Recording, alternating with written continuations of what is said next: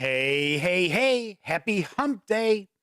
Come on in, pull up a chair. The Gaming Gang Dispatch is in the air.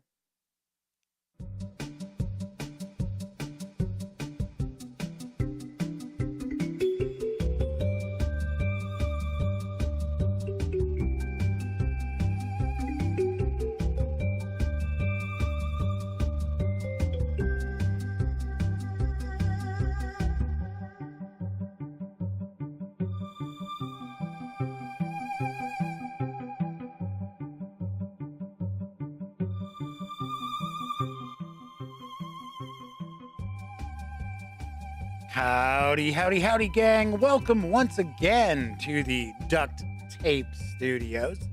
I'm Jeff McAleer, your host, here at the Gaming Gang Dispatch, brought to you by, amazingly enough, thegaminggang.com, of which I happen to be the Grand Poobah.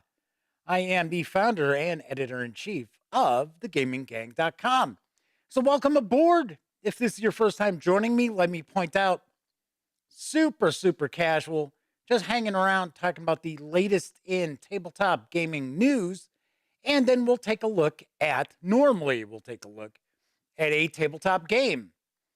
Every once in a while, do a review, but for the most part, we take first looks at board games, role-playing games, card games. If it's taking place on your tabletop, we're probably talking about it and taking a peek.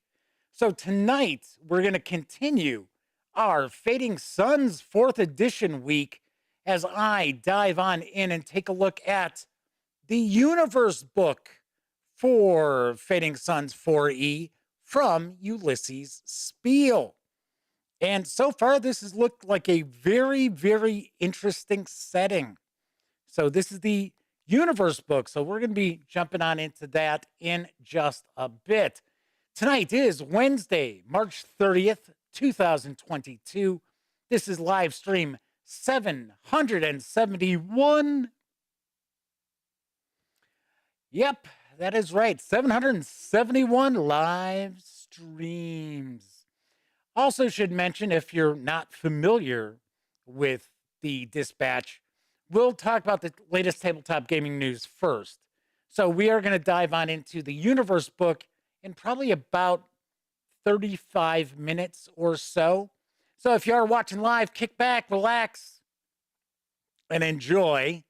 If you are watching 30 minutes or more after this stream ends, then you can actually jump ahead and skip the tabletop gaming news, which you shouldn't. I mean, there's some good stuff we're talking about tonight, but there will be timestamps available for you depending on the device you're utilizing to watch the video.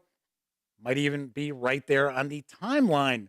Otherwise, it'll be in the show notes. So you can, like I said, jump ahead and get right on into the first look and page through. If you like this video, by all means, please give it a quick thumbs up. Subscribe to the Gaming Gang channel if you haven't already. And if you do subscribe, ding that bell. It'll not only let you know when the dispatch streams live Monday, Tuesday, and Wednesday evenings right here on YouTube at 7 p.m. Central. It'll also inform you when I upload other videos, such as my upcoming review of Pathfinder Burning Tundra from Paizo Inc. That's right, this is the finale in the quest for the Frozen Flame adventure path.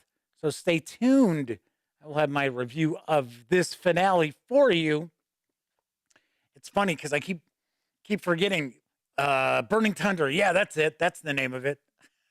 It's like almost forgot the title of the adventure as I'm showing that off.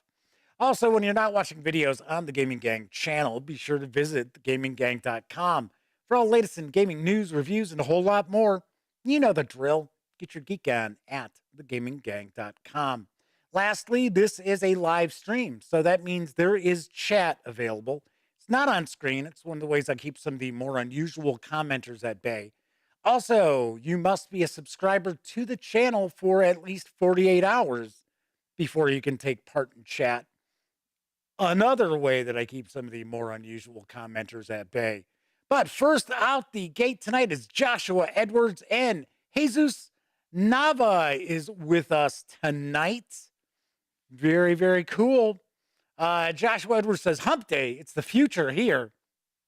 Uh-oh, somebody must be across the pond, maybe in Australia. I know in Australia, I think it's like 1 or 2 o'clock in the morning, because Flaming Huron, who hangs out in chat, he's one of our chat moderators, in fact, he usually mentions it's like wee hours of the morning when the stream starts. All right, let's jump on into the news, because I've got quite a bit of it tonight. This summer, Ravensburger is going to be releasing a new entry into the villainous game lineup. Here's the skinny on Star Wars Villainous Power of the Dark Side. You don't understand the power of the dark side. In Star Wars Villainous Power of the Dark Side, each player takes control of one of 5 Star Wars characters: Darth Vader, Asajj Ventress, Kylo Ren, Moff Gideon, or General Grievous. Really, Moff Gideon? I thought he was a relatively weak villain in The Mandalorian. Each player has their own villain deck, fate deck, player board, and 3D character. On a turn, the active player moves their character to a different location on their player board, takes one or more of the actions visible on that space, often by playing cards from their hand, then refill their hands up to 4 cards. Cards are allies, items, effects, and other things. You need to use your cards to fulfill your unique win condition. One of the actions allows you to choose another player, draw 2 cards from that player's fate deck, then play one of them on that player's board, covering 2 of the 4 action spaces on one of that player's locations. The fate deck contains heroes, items, and effects from that villain's storyline, and these cards allow other players to mess with that particular villain. Depending on their villain's unique power, players can also use their villain's ambition to perform actions that power effects based on the villain's use of the Force, strategic leadership, or sheer luck. The game also incorporates villain-specific missions and rules for iconic ships and transports from all corners of the Star Wars galaxy. Star Wars Villainous Power of the Dark Side is for 2 to 4 players, ages 10 and up, and will play in around 50 minutes. So far, there's no MSRP info just yet. I am going to take a guess based on some of the other games in the Villainous lineup.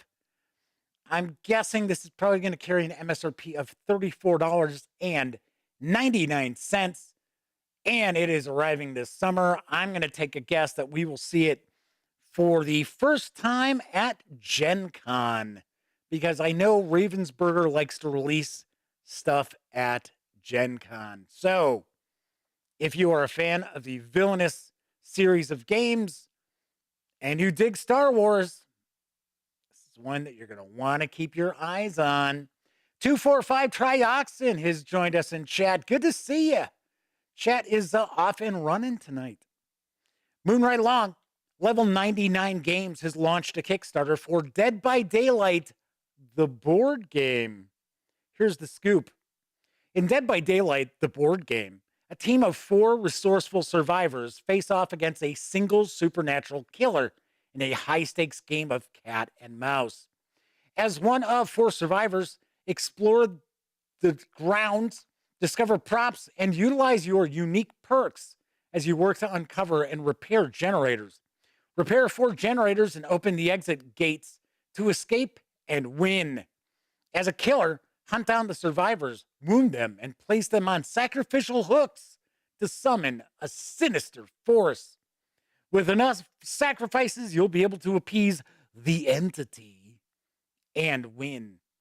Each turn, players will plan their moves by secretly selecting paths on the board to move along. Each time a player moves, they'll reveal new features of the board called props, which they can interact with to further their objectives or to hinder their opponents. Survivors are able to utilize many different props to aid in their survival, and navigation of the trial. Killers can make use of fewer props. Instead, they interact with the survivors using their attack or unique power. Each killer has a different power that will completely change the way the game plays.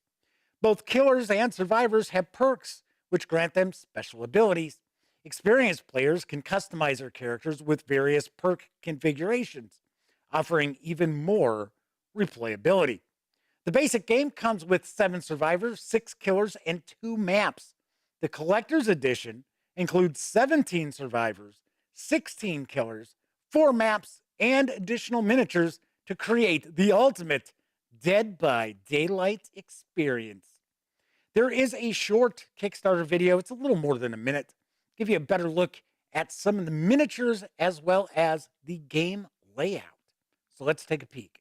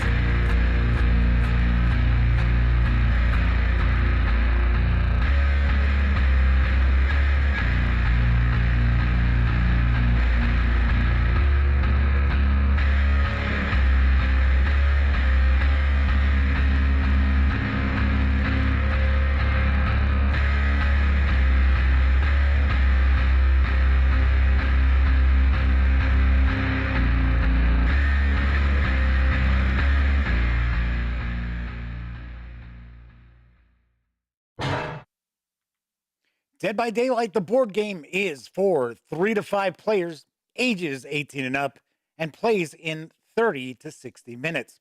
You can reserve a copy of the retail edition of the game for a $49 pledge, or grab the collector's edition for a $99 pledge through April 21st. Expected delivery of the finished product is this December. Oh, I should say this October.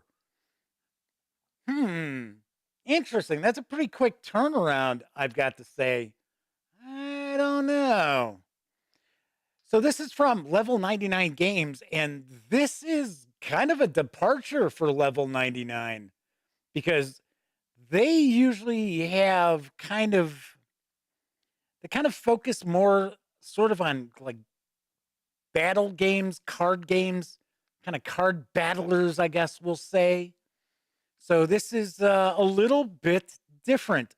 I got to admit, I find the game board to look kind of lackluster. I was expecting it to look more like, like, I don't know, like the woods or something, or, with little cabins or, something. I don't know. It looks very Euro-y, I guess we'll say. Hey, Dead by Daylight's a very popular video game. So I think this Kickstarter will end up doing very well for Level 99 Games. Talking about video games, the Gold Box Dungeons and Dragons PC games of old have returned. I've got the dope. Get ready for a return to the fantastic worlds of Dungeons and Dragons, as publisher SNEG has unlocked a veritable treasure trove of gold box classic RPGs on Steam. Beloved adventuring titles including Eye of the Beholder, Pool of Radiance, Curse of the Azure Bonds, Champions of Krynn, Shattered Lands, Strahd's Possession, and more are now available. And to make things more awesome, SNEG is ensuring the games include free add-ons such as digital versions of the original manuals, hint books, adventurer journals, and more. On the technical side, they've also updated the games to make use of a new game launcher, party transfer tools, and improved DOSBox performance. SNEG is also partnering with the original creator of the All Seeing Eye and Gold Box companion apps to improve the Gold Box gaming experience for players. These apps automate dungeon mapping, give better access to journals, make it easier to access spell books, and much more. To celebrate the launch of the Gold Box Classics, SNEG is discounting them for 15% for 1 week, ending April 5th, 2022. So grab them ASAP and get exploring. Launched in 1988, the Gold Box series of computer role-playing games are beloved by millions of players worldwide. Veteran Dungeons & Dragons players and CRPG newcomers alike enjoyed these games and their variety of unique settings and challenges. Whether it's exploring the high fantasy worlds of the Forgotten Realms and Dragonlance, surviving the brutal hellscape of Dark Sun, or battling a supreme vampire in the Ravenloft games, there was a Gold Box game for everyone. Grab your sword, spellbook, or bag of holding and get ready for a return to nostalgia-laden adventures. The following collections are now available. There's the Forgotten Realms, the Archives Collection 1, includes Eye of the Beholder 1, 2, and 3 for $9.99. There's Forgotten Realms, the Archives Collection 2, which features Curse of the Azure Bonds, Gateway to the Savage Frontier, Hillsfar, Pools of Darkness, Pool of Darkness, Secret of the Silver Blades, Treasures of the Savage Frontier, and Unlimited Adventures. Also $9.99. There's the Collection 3 of the Forgotten Realms Archives, which includes Dungeon Hack and Menzo Berenzin. The Kryn series, I should say Collection 3 is $5.99. The Kryn series includes Champions of Kryn, Death Knights of Kryn, and the Dark Queen of Kryn, $9.99. The Dark Sun series features Shattered Lands and Wake of the Ravager, $9.99.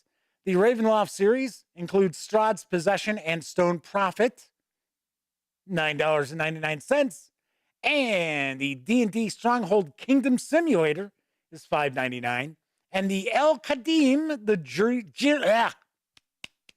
Genie's Curse. Why do I want to say jury? The Jury's Curse. Guilty! It's El Qadim, the Genie's Curse, is $5.99. Right now, if you want, you can score all 22 of these games in a bundle. It is a special Steam bundle. It's $31.86, which actually saves you 43% overall. So there's that 15% discount if you want to just buy, one or two collections. But if you get everything, you're going to save 43% overall. I put together a bit of a video. It's a little more than 3 minutes. So if you are not old like me and you never had an opportunity to play any of these Gold Box classics, it'll give you a much, much better look at what you can expect with many of these games. So take a peek.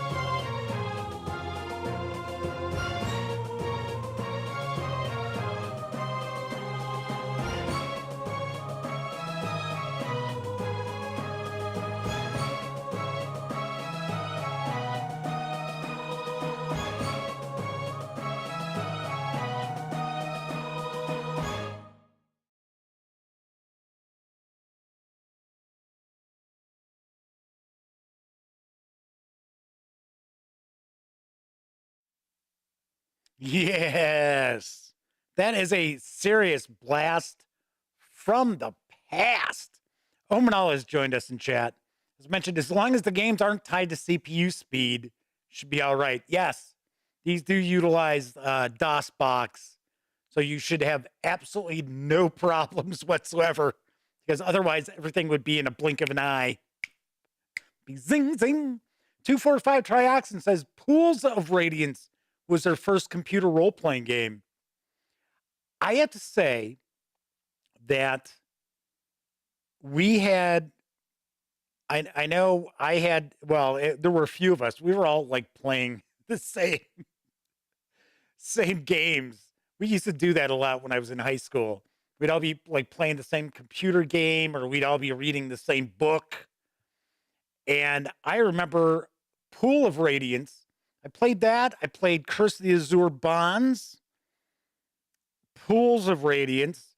Eye of the Beholder 1, 2, and 3. I remember those as well. I remember Pool of Radiance, the final battle was almost impossible to win. It was insane. I got to be honest, I might pick these up. Although I think as time went on, like many of these other like gold box games, I had never played.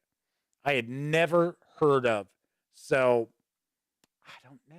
I don't know, but there are loads of them, and they are back, and you can score all 22 in a special Steam bundle for $31.86.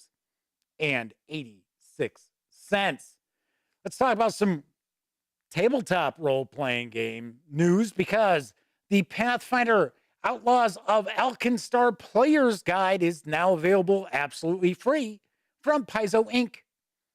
Here's what I know. Sometimes a bullet is best. A gang of outlaws, each with their own grudge against the villains who wronged them, must join forces to get their revenge. In the steam-powered city of Alkenstar, where most business is as orderly as the hands on a clock, these rugged anti-heroes will have to go against the grain if they're to settle their vendettas. Will the vigilantes have enough firepower to cut a path through Alkenstar's soot-stained streets? Or will they, like so many others, get swallowed up by the ever-churning gears of the city of smog? Inside the Outlaws of Alkenstar Player's Guide, you'll find player-friendly, spoiler-free information and tips to help you make a new character perfect for the Outlaws of Alkenstar adventure path. This player's guide contains details and advice about Alkenstar, the city of smog, including summaries of well-known landmarks, dossiers of the city's most famous personalities, and special rules for you and your game master to consider. Your character, including the backstory of how you came to be an outlaw and the nature of the illicit job for which you've just been hired. Character suggestions, including recommendations for alignments, ancestries, classes, languages, skills, and feats well suited to this adventure path. There are new backgrounds to inspire your character's criminal past and the nature of their grudge, including banished Brigitte, framed in Furious Quarter, and ratted out Gun Runner. Once again, the player's guide for Outlaws of Alkenstar is absolutely free, and this brand new adventure path kicks off in April. And I believe, if I remember correctly, I'm trying to remember the title of the adventure. I can't remember the first chapter. I know it's a 3-part adventure path with Outlaws of Alkenstar. Disfod92 is with us in chat. Good to see you. Welcome aboard. All right, my final news piece. Star Trek Adventures has received a new supplement from Modiphius Entertainment. And here's the latest on the Star Trek Adventures Discovery Season 1 Crew Pack. This 22-page PDF contains player character statistics for the crew of USS Discovery NCC 1031, as seen in Season 1 of Star Trek Discovery. The PDF includes Captain Gabriel Lorca, Commander Saru, Lieutenant Paul Stamets, Lieutenant Commander Hugh Culber, Michael Burnham, Lieutenant Ash Tyler, Cadet Sylvia Tilly, Emperor Philippa Georgiou, and Laurel. It also includes rules for Kelpians, statistics for several supporting characters, and game stats for the USS Discovery NCC 1031. Access to a Star Trek Adventures core rulebook is obviously required to be able to use these characters and rules in play. This is a PDF product. There is no print version planned for this release. The 22-page PDF is available right now over at DriveThruRPG for $4.99. Sweet. Very cool. I'm glad to see that Modiphius Entertainment has been able to enter into agreement with Paramount to cover Discovery. I would assume that bodes well for Picard and Strange New Worlds to be able to port those over to Star Trek Adventures. Keep in mind, we are going to be taking a look at the Tricorder Collector's Edition for Star Trek Adventures next week because that arrived. So we are going to be taking a look at that. I'm going to talk about what's on the horizon on next week's shows, I should say, as well in just a bit. So pretty cool. I will point out, I have stopped watching Star Trek Discovery. I watched the first 3 seasons and I was like, as a science fiction show, it's fine. As a Star Trek show, I have some issues. And then I watched like the first 2 episodes of this season. I just could not get back into it. I was just like, there are a few characters I'm not overly fond of. And I'm like, oh, there's way too much focus on these characters. I'm like, no thanks. So Flaming Huron is with us. One of our chat moderators. Good to see you. Flaming Huron says it's not Star Trek. That's what I'm saying. That's what I'm saying. I'm old school like that. Omanel says Star Trek died for them after DS9. What, you didn't like the fan service of Enterprise? Actually, I thought Enterprise was fine. I thought it was all right. To me, Enterprise was far more Star Trek than Discovery. I watched the first season of Picard. I thought it was all right. So 245 tracks and says, yeah, this last season of Discovery was rough. Yeah, like I said, there's just some characters in it that I just do not like. And I don't want to get into it because then I'm going to come across as being an asshole. I don't know. It's just, someone else is just lazy writing after DS9. I got to be honest. So I watched every episode of Next Generation. And Next Generation was one of those shows. I don't know how it was around the rest of the country and the rest of the world. But in the Chicago area, we got it on Sunday nights. On, I think it was like channel 44. I think it was like UPN or I forget what channel it was. It was like a UHF channel. And it was like an event. Every Sunday night was like, okay, well, we got to be in front of the TV to see, this week's episode of Next Generation. So, and I didn't watch all of Deep Space Nine. I watched very little of Voyager. I watched more of Enterprise after the fact. Of course, obviously enough, I've seen every episode of the original series as well. So I had to laugh. I've told this story, I think, a couple of times previously that my best friend, Elliot Miller, huge Star Trek fan, especially years ago. I don't know if he's super into Discovery either. I've never discussed it with him. But we were he used to always argue that the original Trek was way better than Next Generation. Way better, far superior. And I will admit the first season of Next Generation is kind of weak. It's in fact, like when I'd be watching, like if I'm flipping channels and I'd go run across a rerun of Star Trek Next Generation, if Riker doesn't have a beard, I don't watch. I don't watch the episode. I'm like, keep going, keep going. But I remember we're driving. I think we were just going out for some cocktails or something, and it was around maybe third, fourth season of Next Generation, and out of nowhere, we weren't even talking about Star Trek. Out of nowhere, all of a sudden, Elliot goes, all right.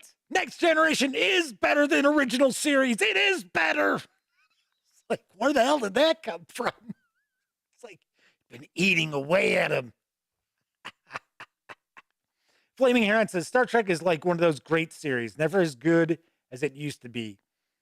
Yeah, it's just, the thing that kind of, I don't want to say irks me, but I think is weird. Okay, first of all, I thought the Klingon storyline in the first season of Discovery was awful. And the way they spoke Klingon as if they had never spoken Klingon before was distracting. And it was like, and once again, it was like, okay, so here's a completely different looking Klingon race. It's like, but the thing that kind of threw me a lot was the technology. It was like, okay, so this is supposed to be before the original series, but all this technology is far beyond what was on the original series, obviously enough, because you didn't have those kind of special effects back in the 60s. I would have thought they would have tried to have been a little more congruent, I guess. The continuity they would try to keep. Now, as far as it being like now it's in the far future or whatever, well, that's fine. Now it's like, do whatever you want. Knock yourselves out. I don't know. Omanal says Babylon 5 spoiled them. I only watched a couple of episodes of Babylon 5 and I just couldn't get into it. Fleming Huron says, yes, pre and post Beard Riker, like my thinking. I mean, that's how it works. Small Apartment Gamer has joined us. Welcome aboard. I think this is the first time that Small Apartment Gamer has chimed in with us. Omanal says season 1 and 5 were rough. 2, 3, and 4 were awesome. One of these days I should check out Babylon 5, especially since I watch a lot of movies and that on my iPad. So, like shows that they have not transferred over to HD don't look so bad when you're watching them on a tablet as opposed to watching them on a big screen TV, and it's awful. All righty then. So we're going to jump on in. We're going to take a look at Fading Sun's 4th edition Universe book in just a moment. But first, it's time for a quick intermission.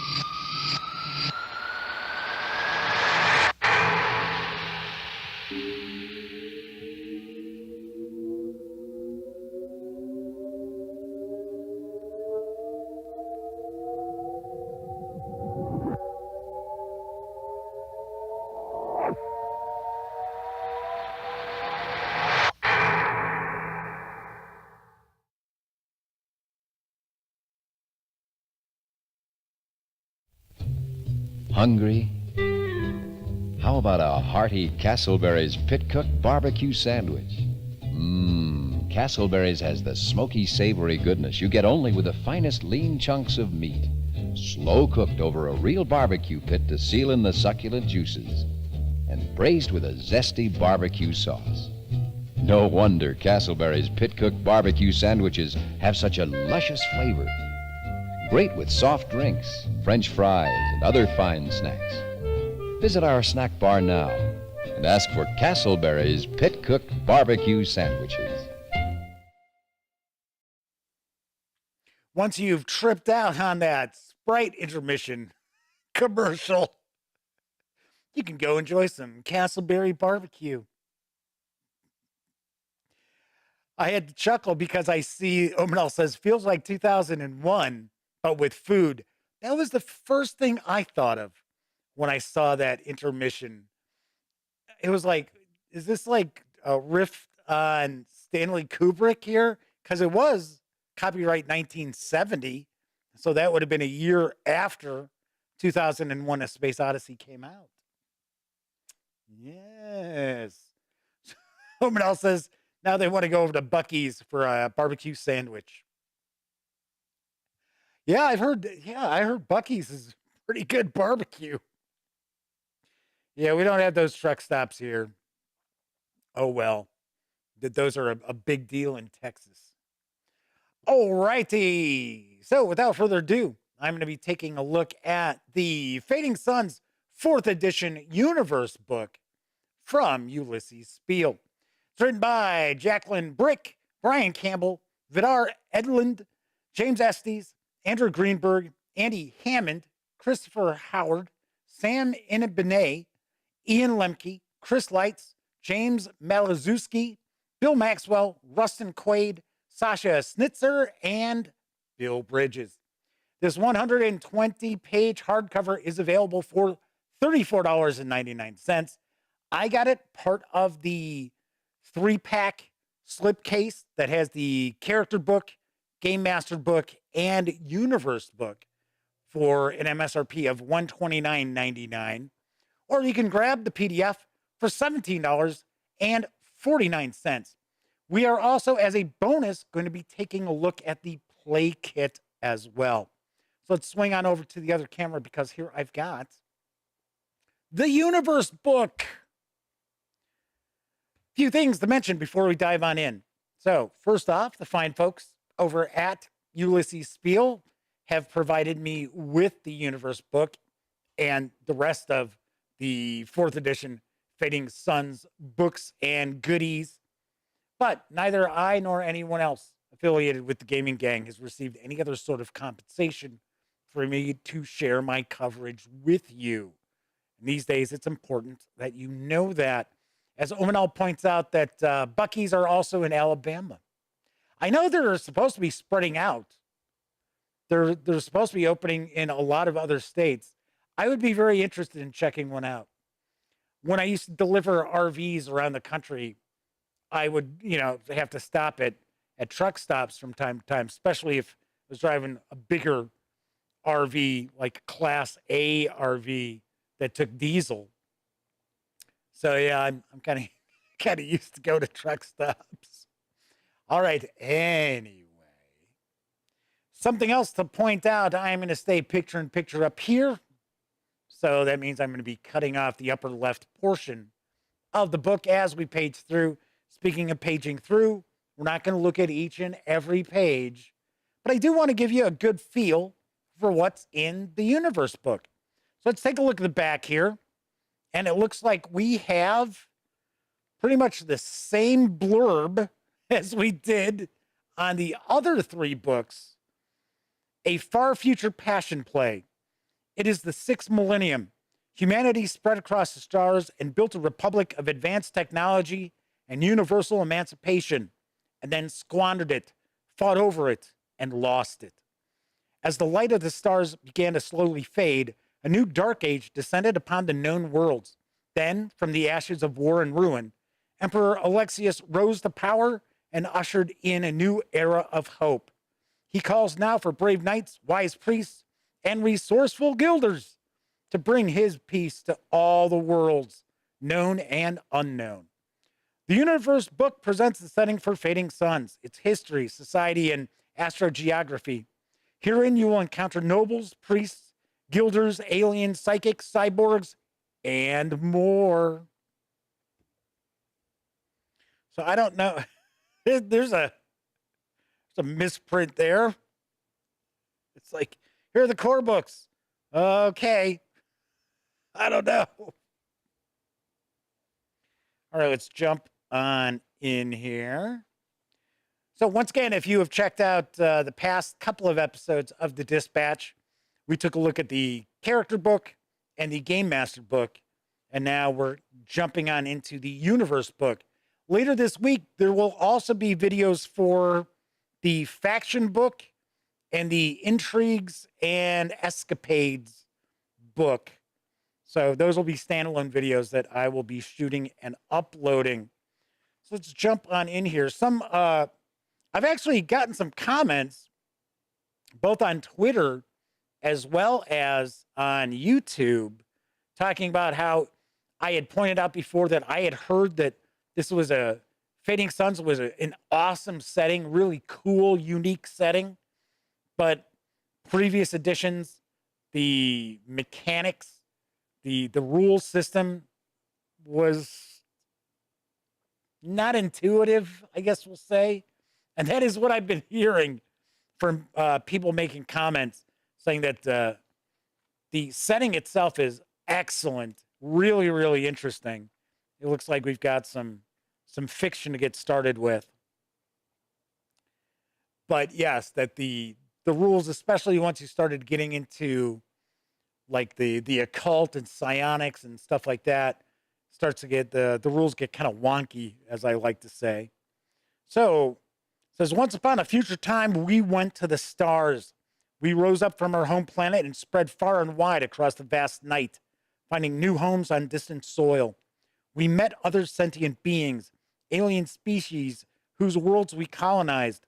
Countless experiments in different societies, cultures, governments, and religions culminated in the Second Republic, the fabled technological utopia that science fiction tales had imagined. And then the stars began to fade.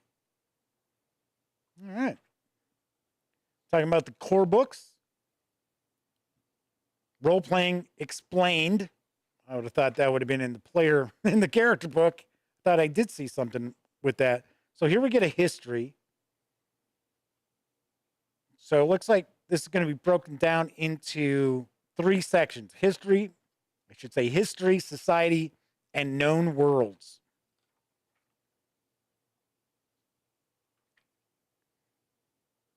So this is giving us kind of a timeline. Looks like probably for that Second Republic. The New Dark Ages. 10 triumphant noble houses soon gained the backing of the church, for they supported, for political purposes, the Republic's recognition of orthodoxy. Yeah, that's something else that I understand is in this setting. There's kind of like a religious background to some of the factions, I guess. The encroaching dark.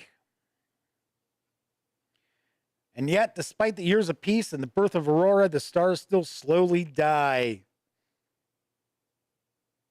So, not only is the title Fading Suns regarding the dark age of these planets, but it also seems to be something going on scientifically where the planets are dying out.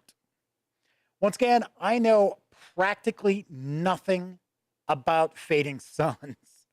So we have taken some first looks at the books like we are tonight. And of course, I'm going to read these and we will have reviews in the future. But all in all, there's very little I know about Fading Suns. And I pointed out in some previous videos that it's like very space opera-ish, I believe. So here we go, talking about the church, the priesthood, those who pray, church law.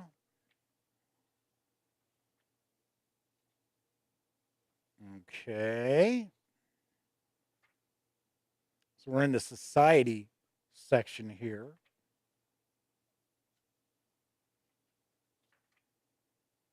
Talking about guilds.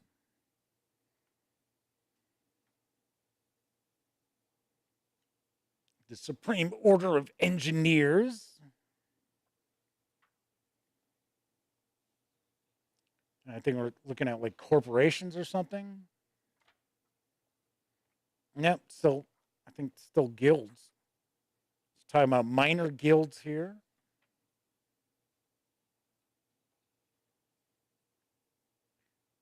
It says the birth of Princess Aurora sparked unparalleled celebrations throughout the known worlds, far surpassing even those for Alexius's coronation or marriage.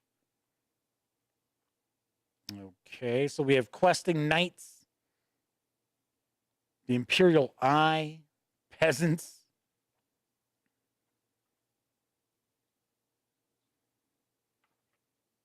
So looks like these are different planets, maybe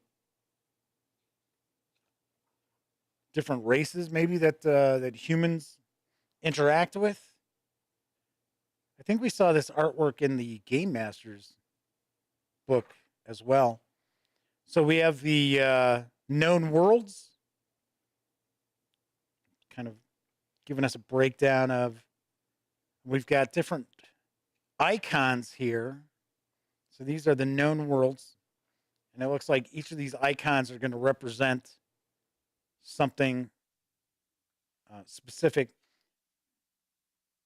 So I think this is kind of interesting where it says Byzantium Secundus, because one of the comments, I think it was the one on YouTube, was talking about how it's like a science fiction Byzantine Empire. I was like, oh, okay. So Joshua says Second Republic equals equals Star Trek Federation. And the Dark Ages is after all that went splat. Something else I had heard is that the way that Fading Suns is set up is you can kind of run your whatever sort of science fiction adventuring you want. So it could be more like Star Trek. It could be more like Star Wars, where you're looking at more space fantasy than science fiction. So like more of a traveler vibe to it. You're looking more for like hard science fiction. So I thought that was very interesting that somebody was mentioning that in a comment as well, that you can take Fading Suns in a lot of different directions, at least previous editions. This, I gotta say, and I've said it, all three books, taking a peek through, this looks very, very interesting. The only thing that I have a little bit of a concern with is the mechanics of the game, because Ulisses Spiele is known for having clunky mechanics to many of the role-playing games. Torg Eternity, once again, I've said this 3 nights in a row now. Love the setting. I think the cosms are super cool. Mechanically, very fiddly game. Dark Eye, same thing. And it's kind of funny because it's super popular in Europe, but here in the US, people look at the mechanics of Dark Eye and they're like, what? So, all right. So that is the universe book for Fading Suns. Once again, this clocks in at 120 pages. This hardcover is $34.99. You can get it as part of the slipcase set, which is $129.99, or you can grab the PDF over at DriveThruRPG for $17.99. Keeping in mind, of course, the Gaming Gang is affiliated with the One Bookshelf sites. So if you are going to visit DriveThruRPG, by all means, stop by thegaminggang.com first, click on one of our banner ads, and if you happen to make a purchase, I get a small portion of that sale. And all those nickels, dimes, and quarters really do add up and help keep thegaminggang.com around. Now we're going to take a look at the play kit. I think this has like character sheets and some other goodies for the players to utilize. So let's see what we've got. Okay, so we've got these tokens. I don't think these are the same tokens that we saw with the Game Masters screen, though. Not positive. Actually, you know what? They're over here. Let's take a look. I got a bunch of stuff. No, they are different. That's what I thought. So these were the tokens that were with the Game Master screen that we took a look at last night. These are the tokens that are part of the play kit. So we've got that. Looks like, okay, so we've got a troop coffer, which if you watched, I'm going to get some of this stuff out of the way. If you watched the look at the character book, the players get victory points, which they get to utilize to determine, I believe, the degree of success. So here's a troop coffer, but then this also looks like this is the layout of the known worlds on this as well. As you can see, there is a bit of a treatment to this. This isn't just paper. I mean, it is paper, but it's been treated, so that's why you see that sheen on here. It is only single-sided, though. So we've got that. We have an action booklet. So it shows common maneuvers with different skills. You have combat attacks, combat defense maneuvers, influence attacks, and influence defense maneuvers. So I can try to charm people. So we've got that. Then, I think these are player mats. Oh, no, it says NPC 1, NPC 2. Oh, you know what? I think these are player mats.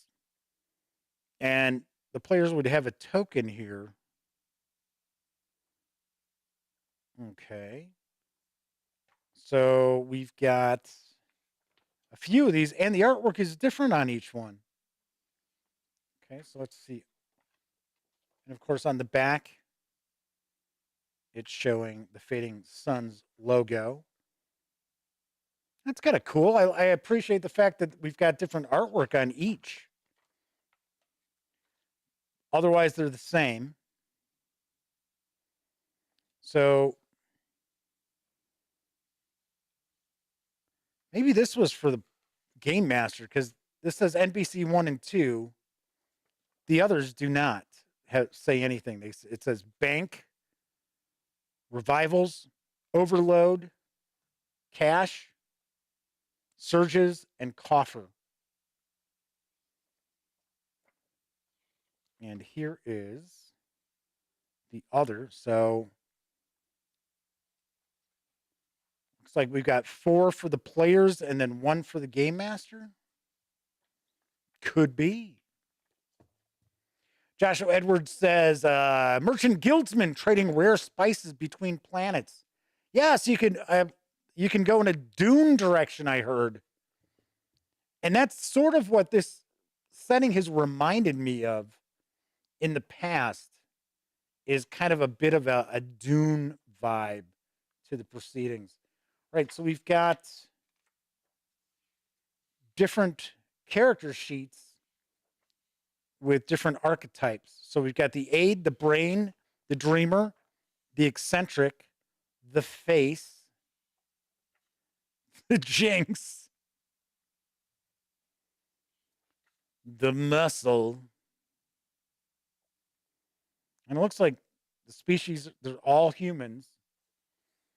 We've got the reactionary, the renegade, the resource. Oh, there you go. Different species of Vorox. The schemer, the sneak,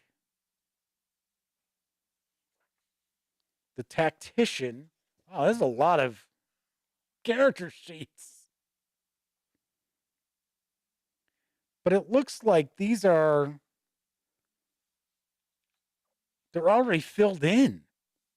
That's pretty wild. These are starting characters or NPCs.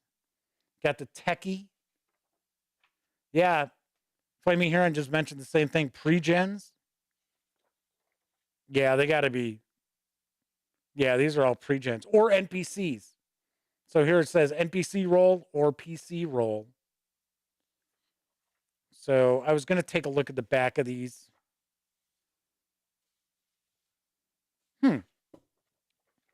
Interesting. I'm sure we're going to have some blank character sheets as well.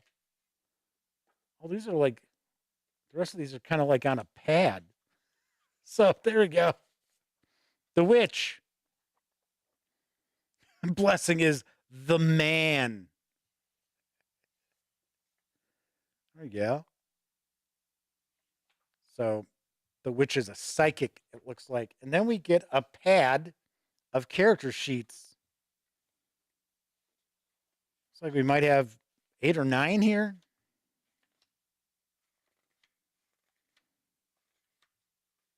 Nine. Huh. Interesting.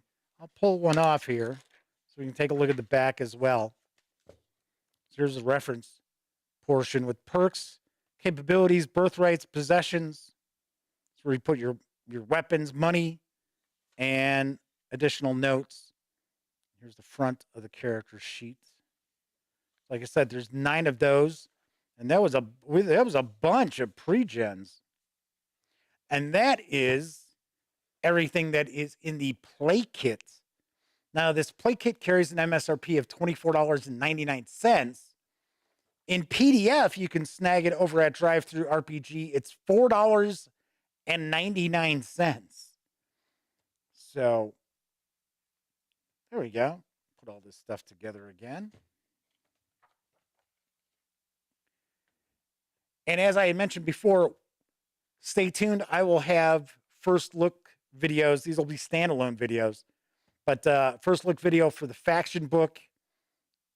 And then, which I'm assuming might be a bit of a bestiary as well. And then the intrigues and escapades, which I'm guessing is a scenario book. Should be an adventure book. So later on this week, look forward to checking these videos out as well. Pretty cool. Like I keep saying, this looks like a very, very unique and interesting setting that I'm going to want to dive into and check out. I'm just going to try to put a lot of this stuff together here. So you might be wondering what is cooking on next week's series of shows. Well, first of all, the Beatles and Grimm's, it's Beetle and Grimm's Pathfinder Absalom Gold Edition is in transit to me. If I have it in time, we're going to take a look at that on Monday's show. And I believe it is a big box. So we're going to be taking a look at that. If it doesn't show up, then we'll be actually taking a peek at the tricorder collector's edition of Star Trek Adventures that Modiphius Entertainment has sent along. So we'll take a peek at that on Monday if the Beetle and Grimm's release does not arrive in time. If it does, then on Tuesday's show, we will take a look at the Star Trek Adventures Tricorder Collector's Edition. I got a bunch of stuff. A bunch of stuff showed up yesterday and today. So on Wednesday's show next week, it's going to be a War Game Wednesday. And first, we're going to take a look at Plains Indian Wars from GMT Games. This looks very interesting, very unique. And it's supposed to play in like an hour or 90 minutes with up to 4 players. So I am certainly looking forward to checking this out. This will be on Wednesday's show. I got a bunch of stuff from GMT. But first off, I also received Methodology from Grey Wolf Games. This is a mystery game based on the Agatha Christie story, novel, I guess we'll say. So this has arrived. Heretic and Traps, which I think this is a Game Master screen for Mirkberg, or as some folks like to say, Morkborg. So we'll be looking at this in the near future. And then loads of GMT stuff. So Salerno 43. So what I'm thinking is what we might do is week after next, do a War Game week. So Monday, Tuesday, and Wednesday show will be devoted to wargaming. So I've got Salerno 43, then Into the Woods, the Battle of Shiloh. And this is part of the Great American Battles of the Civil War, I think is the series. So got this as well. There are a couple of reprints that GMT has put together. First of all, Vietnam 1965 to 1975. I remember having this from Victory Games. And this was probably, in my opinion, the best Vietnam board game I had run across. Now, of course, we are talking, this is quite a long time ago. But yeah, I saw these were up on the P500 a while back. I was like, holy cow, really? Sweet. So, Vietnam 1965 to 75. And then I got Barbarossa, Army Group Center 1941. I'm trying to remember if I reviewed this or not. Maybe it was Stalingrad that was part of this series. I'll have to take a peek. But for some reason, this is ringing a bell from years ago. So I'm not sure if this is a new game or if this is a reprint. I did not take a peek. Actually, taking a look at the back, I think this is new. Because this is not ringing any bells with me. And then, this one's heavy. This is a big one. This is a big one. Pacific War. Yes, if I remember correctly, this was an SPI release. It's a Mark Herman game, and it is massive. If I remember correctly, I think there were like over 2,000 counters in this game. I mean, we're talking big, and this is hefty. Just to show you. So this was either an SPI or it was a Victory Games. But for some strange reason, I keep wanting to say that this was an SPI. I could be wrong. I might be wrong, might be wrong, might be right. Who knows? So, loads of GMT Games goodness. And next week, we are going to be taking a look at the Plains Indian Wars, I should say. Flaming Heron says, yeah, just more counters to lose. Yeah, 2,000 counters. But the thing is, it's not, I think they've redone the counters because the counters have a much more modern look than they used to, like the traditional boring looking counters. So I think there's been some revamping to Pacific War, but it is monstrous. I think it's $100 game or more from GMT. I'm not positive, but I am really looking forward to diving on into these because that is a lot of GMT wargaming goodness. that's finally out, because I know they'd had a bit of delay, just like a lot of other game companies. There was a hiccup in the supply line. All right, so that is it for this time out. If you like this video, by all means, please give it a quick thumbs up. Subscribe to the Gaming Gang channel if you haven't already. And if you do subscribe, ding that bell. It will not only let you know when the dispatch airs live Monday, Tuesday, and Wednesday evenings right here on YouTube at 7 p.m. Central. Also inform you when I upload standalone videos, such as the first looks at those 2 additional Fading Suns 4th edition books and my upcoming review of Burning Tundra for Pathfinder from Paizo Inc. This is the final chapter in the quest for the Frozen Flame Adventure Path. So you'll get to find out what I think about that. All right, everybody who watched live, thank you very much. If you took part in chat, a bigger thank you. You're keeping me company so I don't feel like a complete doofus. As Omanal points out, games should be rated on weight. Yeah, there'd be some games. Yeah, Gloomhaven, how would you rank that? Be like, oh my God, it's incredible because it's 20-some pounds. And of course, I know Frosthaven's going to be even heavier.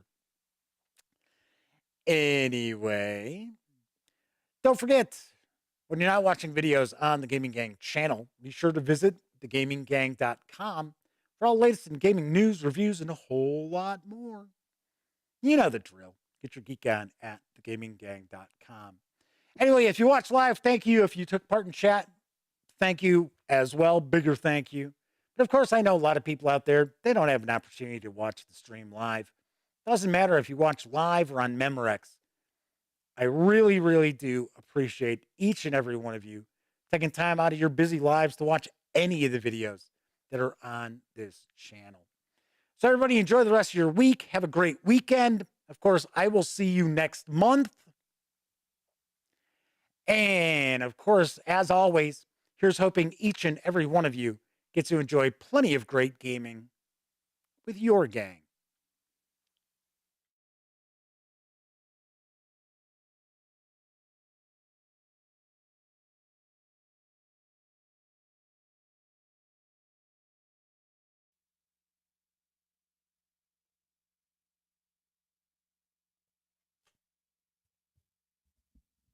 Oh, hey, you're still here.